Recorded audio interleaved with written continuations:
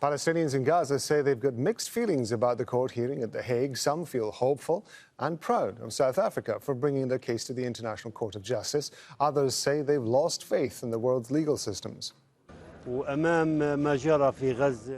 What is going on in Gaza right now must revitalize the international institutions and must reactivate the role of the international system.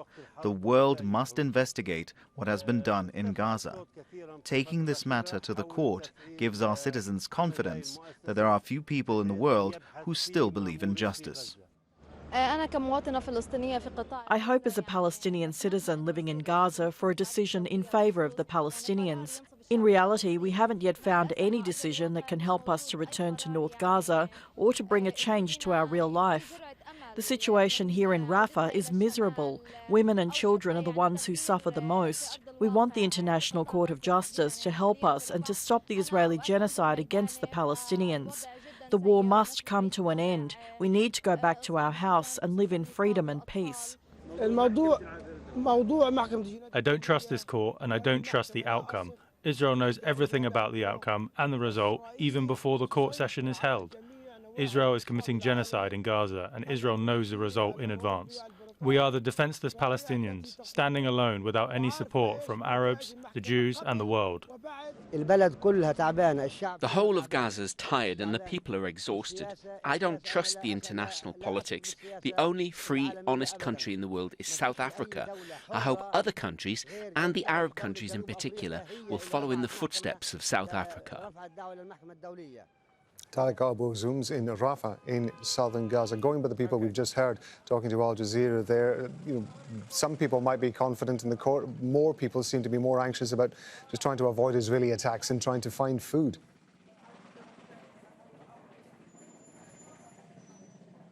Yes, this is obviously what is happening inside Gaza Strip. Citizens are concentrating on these days on affording and securing their food supplies in order to survive.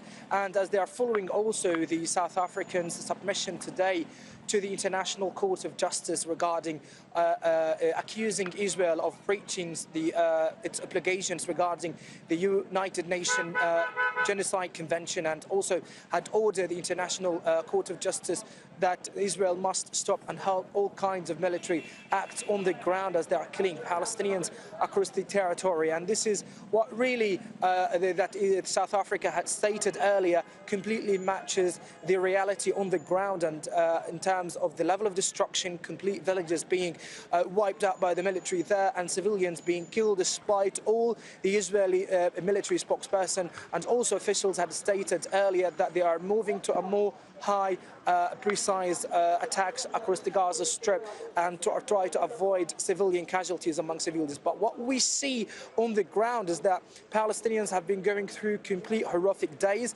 as they are completely feeling that a part of them feel that the International Court of Justice will bring justice for Palestinians, while others had lost completely faith in the international community due to the numerous numbers of decisions and resolutions made by them to completely support Palestinians and to at least stop a part of the Israeli ongoing attacks on Palestinian people generally across Palestine. And now, in order to know more about this, we are joined right now by Hilal Jaradat. He is a specialist in international conflicts, to know more about the reaction towards the International Court of Justice submission today by South Africa. Thank you so much, Mr. Hilal, for joining us today. We'd like to know your reaction as an international specialist of international conflicts about the South African submission today to the International Court of Justice that accusing Israel of breaching the principles of the United Nations Genocide Convention.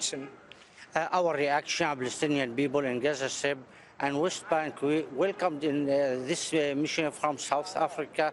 This regime continued their revolution and supported the Palestinian people. Israel did catastrophe against our people and genocide against civilian people, destroyed everything. For that, we hope in this period to see a resolution for our people to stop the Israeli occupation in Gaza Strip and West Bank, and to have the independence for our Palestinian people to have a state. For that, this step from South Africa is a good supported, and we hope from the International Committee to be supporting the Palestinian people because it's a policy issue and humanitarian. For that, we see from the South Africa step, this step very important for us in this period. Okay, thank you so much for your vulnerable time.